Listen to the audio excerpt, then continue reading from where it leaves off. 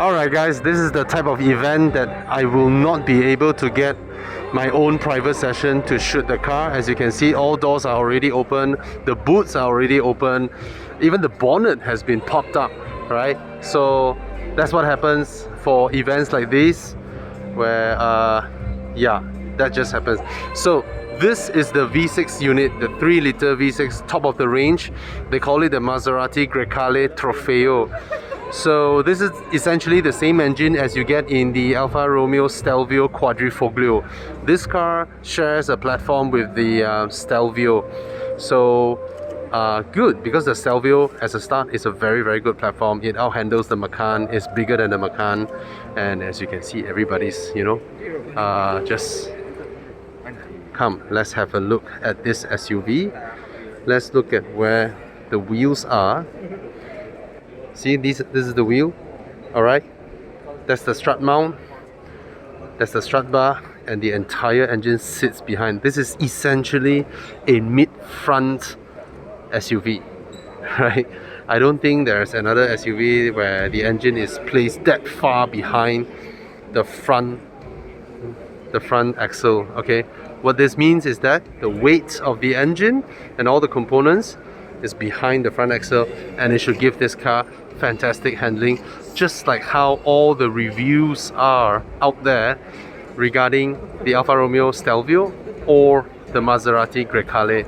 Now this beautiful yellow color, the classic Maserati gills by the side, and this beautiful Trofeo signature, very nice. Alright, the wheels are standard. These type of designs are pretty much standard these days. Of course, we love seeing the trident wheels, but that's an old design, right? So Trofeo, you get the red calipers. These, I can see they are not carbon, you know, and that's the headlamp. You can see the daytime running lights over here, the projector, the LED projectors, a nice enclosure, nice casing. You have the little logo here, Maserati word over there. Down here, I want you guys to have a look. This bumper is, I can tell, is different from the standard Grecale GT or the Grecale Modena. So the GT and the Modena both are 2-liter turbo mild hybrid engines. One is pumping 300 horsepower, the other is just 330. Very little difference. Now, as you can see, these are made of carbon, right? And look at where the sensors are. So this means that this entire bumper was molded before they even finalized where the sensor locations are, and like how Italians would do, it stuffs the Italian way. They just stuff it in front. Now this is the honeycomb grille, which provides a lot of breathing. Here is the classic dual slat 9 bars over here. Just at the middle one has the Maserati logo mounted, and then you have the sensors all behind there. That's the Maserati logo. Alright, so this car has gotten a lot of rave reviews from people who have driven it. Look at the handle, very interesting. This is a non-moving type. There is a little electronic sensor behind, so essentially it's not those that pop up, because pop up you need a mechanism there, and in the winter the pop-up ones might be affected. So this is just an indentation. This little thing here indicates where you touch to lock it, and then as you put your hands inside, it should feel it, and then the car will unlock by itself. Alright, unfortunately it's not a frameless door design like how the Levante is. The Levante is frameless. This is, you know, standard, but it's better for, you know, long-term soundproofing. Okay, the rear doors, you have the little quarters that follows it. Of course, when the window is larger than the door panel, it's impossible for this whole thing to go down, so you have this over here for this to come down. Alright, the interior is all new. This round Maserati has been very daring, and I'm quite happy to see what I saw from the pictures, and I'm gonna tell you a little bit about it. Now, what you see here is of course unique to the Trofeo variant, right? Because these inlays should be variant independent. Okay, so you can see here this little electronic button with the neural pattern around it is the electronic button release to open the doors. Okay, If I have time with this car, definitely I will try and find out where is the actual lever. Now, this brand is my first time seeing it. It's an Italian brand that produces handcrafted speaker sound system, Sonus Faber, alright, artisan of sound. I'm glad seeing that an Italian brand using Italian sound system brands. Lovely, lovely. The laser engravings are very nice. They're not sharp, you know, like Burmesters. Very nice. So inside here is of course an affair of leather and leather and leather, because this is, at the end of the day, is Maserati, right? But of course it's also shared with Alfa Romeo, so I wouldn't be too anal, I would say, you know, like how every surface in a Porsche is covered in leather. This is not, this is plastic, right? Italian stitching, the classic patterns of a Maserati leather seat, perforated, very nice, with stitchings over here. Lovely, lovely. Okay, down here we have the same inlay material, you know, as the perforated leather. And then here, the glove box, nothing special, covered in felt, very nice. This one has a singular design, you know, and there seems to be some ambient lighting elements over there. These are knurl patterns, very nice as well. Oh, that's how you move them. But these are plastics, plastic coated, it's not metal. This is also plastic, it's not metal. But so far the solidity looks pretty good. This is really nice. That's a very nice touch. You see the dual stitching over here, and then a little badge here, the Maserati badge. Very, very lovely. Now, the center seat. Let's get up. I mean, this type of event, this is how it's gonna be. The clock in this car is not an analog clock, even though it looks analog now, but it's actually digital. You can change different design, different faces, alright? And then you have the knurl patterns over here, pretty nice as well. This touchscreen, one here, is all it takes to control the entire car. And then of course the speedo cluster is LCD as well. Here the aircon vents and all that is touch sensitive. Everything is touch sensitive. Alright, that's the interface, that's how it looks like. And then you have a home button over here.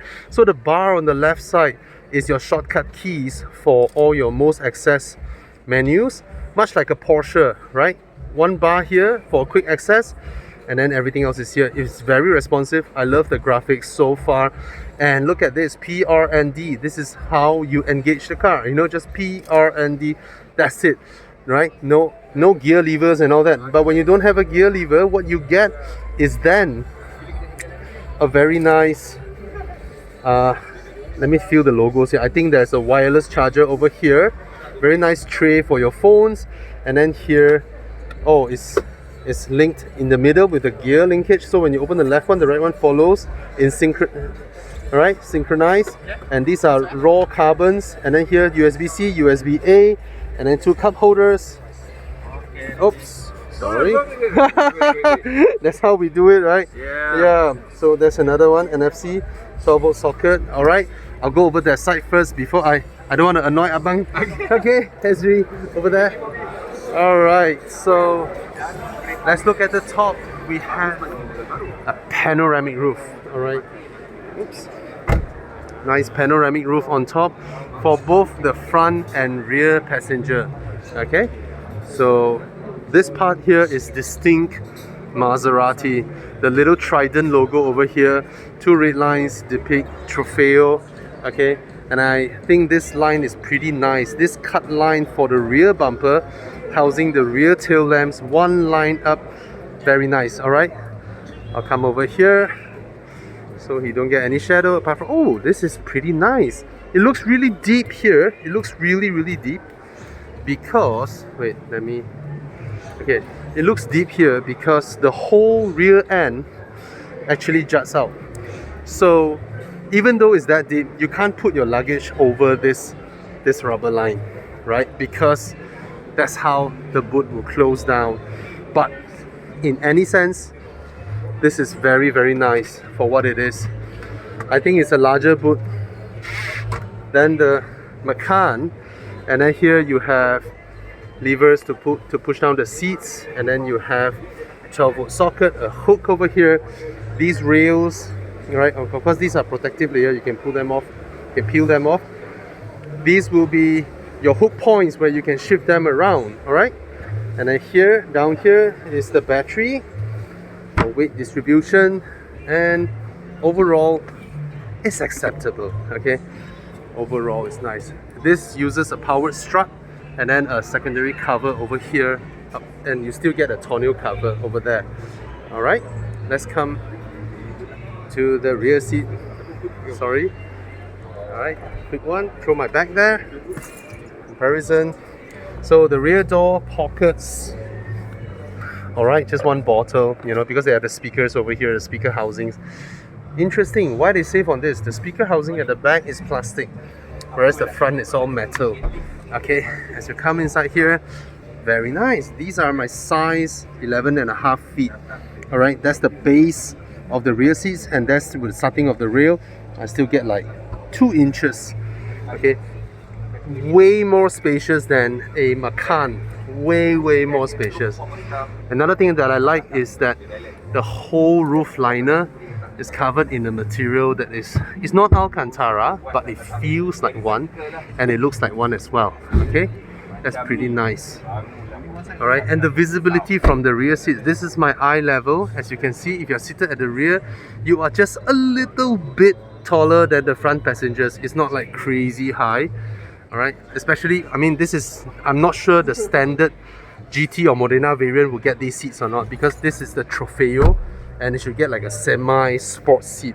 All right, the leathers in here feels really good, and I love the fact that Maserati took the effort to put a little metallic cover behind here, places that we don't see, but yet there's a metallic cover here. Pretty nice. Touchscreen here for the aircon vents, these are all plastic.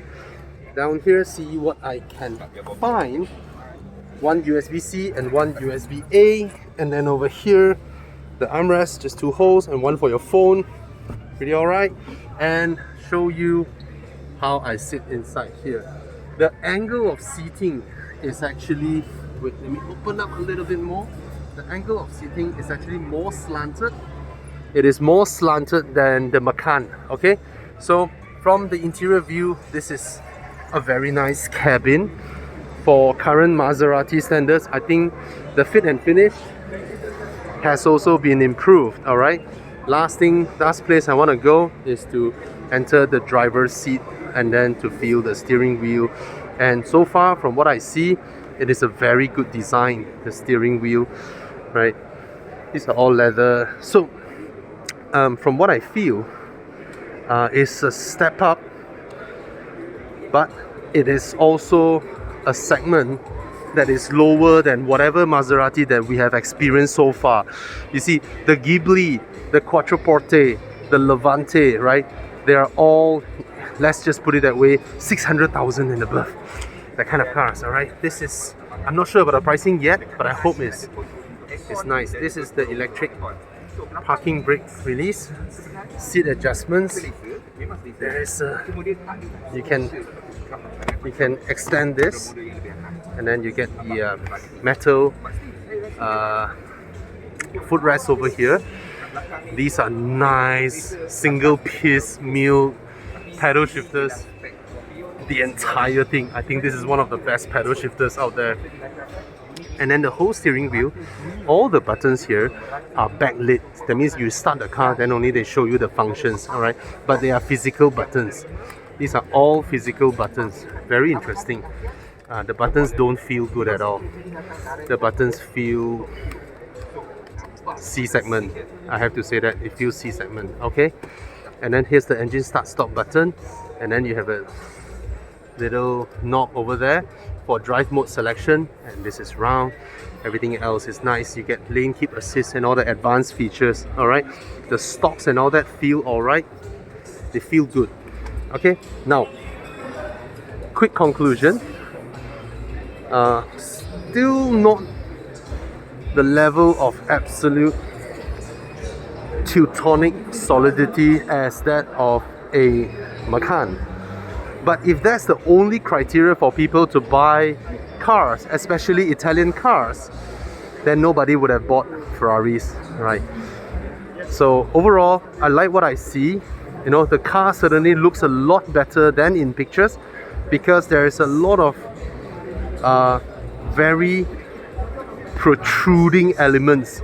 You look at how the headlamps over there look, right? From pictures, it may look just like a flat standard design, but actually in the real car, both headlamps actually pop up. That means from the driver's seat, when you're sitting there, you look out, you can clearly see where your headlamps are, hence the end of your front end is, and that aids sharp handling a lot. So in a way, there is a lot of elements that they put in this car that showcases that they care about driving. First off, the placement of the engine. The Macan is derived from the old Q5, all right? We all know that. So this is derived from Stelvio, which is a highly regarded platform for a sports SUV. Okay, so yep, that's the Maserati Grecale. This is the top of the range Trofeo. I believe this one 500 over horsepower, probably 800,000-900,000 ringgit. But they have a 2-liter turbo variant. Look at that front end. It's a different front end from this one that we're seeing here, right? So for that specification, I don't know the pricing, but I truly hope that Maserati Malaysia is able to bring down the prices for the 2-liter mild hybrid variant. There are no non-mild hybrid variants. All of them are mild hybrid. Mild hybrid as in the 48-volt system, which means when you start the car doesn't need to crank at all. It can just start, and then the transition between pure engine power and start-stop and all that, the transition will be seamless, given that it's a 48-volt system. Alright, so it's very good for us to see the Trofeo today. From here onwards, it's just, you know, lovely. And again, I see Bridgestone tires. I'm so surprised the other day, Lamborghini Huracan STO has the standard tires as Bridgestone Potenzas. And again, I'm seeing Bridgestones on yet another Italian brand. What is Pirelli doing? Right? Losing out to Bridgestone for all these contracts. Okay? Now, with HP closing the rear boot, I can give you a better look at the rear, but I don't have a lot of space.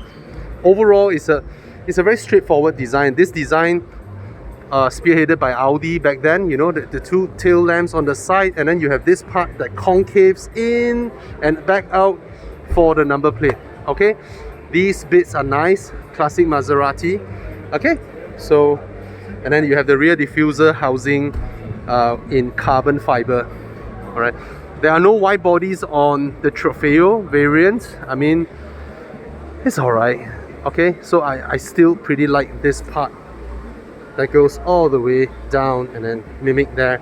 But overall, the rear and the front end design is actually a little bit conservative in comparison. But the side view, this part, classic Maserati. Okay, so yep, that's the Maserati Grecale. Hope you have a good view on it, and let's hope for the pricing to be good, because this is a brand that I personally really like. You know, this brand started in 1914, 30 years ahead of Ferrari. They have a lot of strong racing heritage and legacy. Just that over the past, I don't know, 30-40 years, when Maserati was placed under the Fiat group, just like Lancia and all that, they weren't as well managed as they could have been. But now Maserati is with Stellantis, right? The merger of Fiat and Peugeot, you know, becoming Stellantis, the 4th biggest car maker in the world. I hope they have the resources to do what they ought to be in a position that they should be. You know, we've seen how Jaguar's demise from a brand that produces hypercars, you know, the world's fastest supercars, to a brand that can't even be compared to the likes of Audi, you know, or Lexus and all that. I hope Maserati don't go there. And currently, Maserati's sales volume is only 1/10 of what Porsche is doing globally. All right. If I put Maserati in the same brand hierarchy as Porsche, they are 1/10 the size of Porsche. And since this is shared with Alfa Romeo's health is also just as important. And Alfa Romeo is a mere 1/20th the size of BMW. BMW makes 2.5 million cars a year. Alfa Romeo barely makes like 120,000. Alright, and Maserati makes about 25,000 cars a year. Porsche makes 250,000 cars a year. So it's a stark difference. So if Maserati's brand plan is to stick with Alfa Romeo together and push both up to challenge Porsche, then they are in around the, you know, the 150, 160,000 volume play game. But if their strategy is for Alfa Romeo to go against BMW and this one to go against Porsche, then a lot more needs to be done. It also means that platform like this cannot be unique just to Maserati and Alfa Romeo. It will not have the volume for cost amortization. Alright, it doesn't have that volume, provided the same platform as a low-end Maserati will go to Peugeot, Citroën and Fiat as the highest end car for them. For the French president to stop parading around in a Citroën DS4, which is embarrassing to be honest, a car that costs 160,000, and should be parading in a Citroën that has the same platform as this wonderful car here. Alright, cheers.